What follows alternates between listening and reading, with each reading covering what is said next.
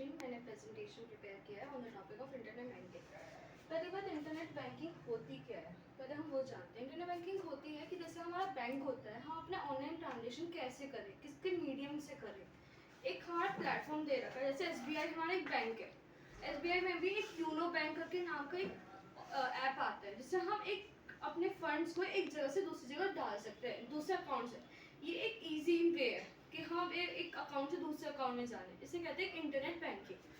अब inter banking के purpose क्या है, क्यों हम करना चाहते हैं इंटरनेट इस टाइम पे? क्योंकि ये इजीली कन्वीनियंट है और फंड्स इजीली ट्रांसफर जाते हैं। मैं अगर किसी को भेजना चाहती हूँ, मैं इजीली ट्रांसफर कर सकती हूँ अपने पैसे किसी और के पास। इसमें कोई चोरी नहीं होगी, बट इसमें फ्रॉड्स भी होते हैं, हम आगे बताएंगे।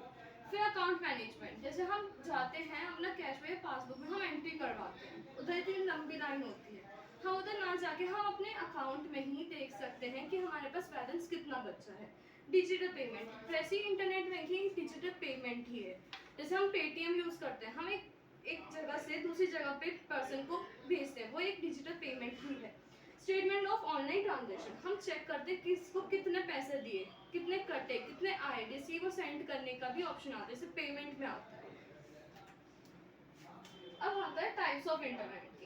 इंटर बैंकिंग के भी बहुत सारे टाइप्स के। पहले ऑनलाइन बैंकिंग। ऑनलाइन बैंकिंग एक काइंड ऑफ हमारा फंड्स ही ट्रांसफर करता है, जैसे पेटीएम हो गया, मोबाइल पे हो गया, यूनो बैंक हो गया, बहुत सारे इनके टाइप्स है। क्रेडिट कार्ड, डेबिट कार्ड, जैसे हम कैश निकाल भी सकते हैं उधार पे भी और किसे दे भी सकते हैं। स्मार्ट कार्ड, जैसे हम शॉपिंग में भी बहुत यूज करते हैं।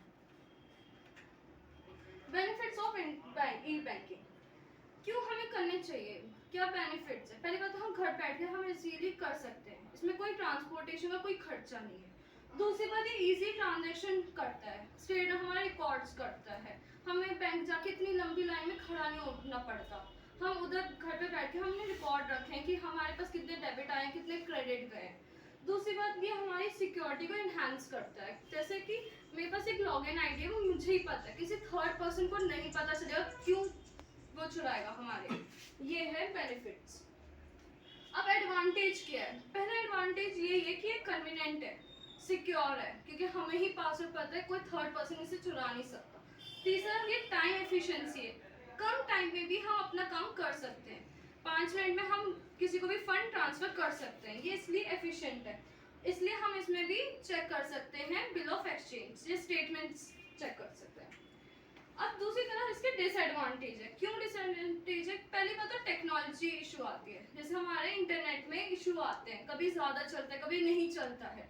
दूसरी बात, कभी कभी no face to face connection होता है एक मोबाइल से और पर्सन से साथ, कभी फेस टू फेस। हमारे लिए बिगिनर्स क्या होता है, जैसे हमें इंटरनेट बैंकिंग कैसे चलाना आता नहीं था, पेटीएम कैसे चलाते किसी को पता नहीं था, हमने धीरे धीरे सीखा। उसके लिए एक पर्सन आया, पर्सन से पर्सन ही इंटरेक्ट होकर हमने सीखा है। और ये कैसे है कि भाई जैसे मेरे पास डेबिट कार्ड है, क्रेडिट कार्ड है, अगर मैं अपनी डिटेल किसी थर्ड पर्सन को दे दूँ, उसका कोड सारा दे दूँ, वो मेरे पैसे भी चुरा सकता है, कहीं मिसयूज भी कर सकता है, इसलिए ये डिसएडवांटेज भी है काइंड ऑफ। अब इसको कैसे हम सेफ्टी कर सकते हैं? इंटरनेट क्यों, हमें इंटरनेट बैंकिंग में क्यों प्रिकॉशंस लेने पड़ते हैं?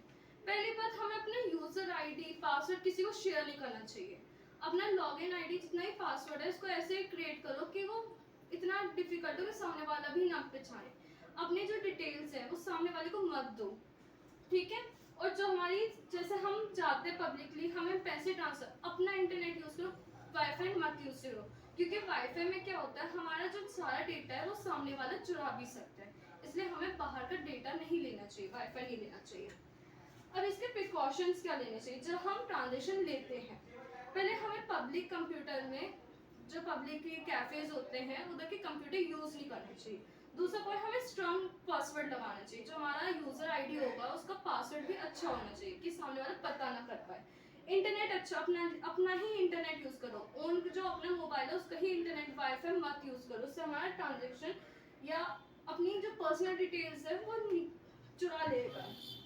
फिर जो हमारा पेटीएम है या गूगल पे है, वो एक पब्लिक अच्छे सोर्स से लो, थर्ड पार्टी से ना लो, थर्ड पार्टी भी हमारे डेटा ले सकता है, इसलिए इसने फर्स्ट सोर्स का है। फिर हमें प्राइवेट विंडो से भी ट्रांजेक्शन करना चाहिए। कैसे, जैसे पेटीएम है वो प्राइवेट विंडो है, गूगल पे है वही प्राइवेट विंडो है। कोई भी ऐसे सोर्स से मतलब जो आपकी डिटेल्स भी चुरा सके। तो दैट्स ऑल, थैंक यू। बहुत बढ़िया।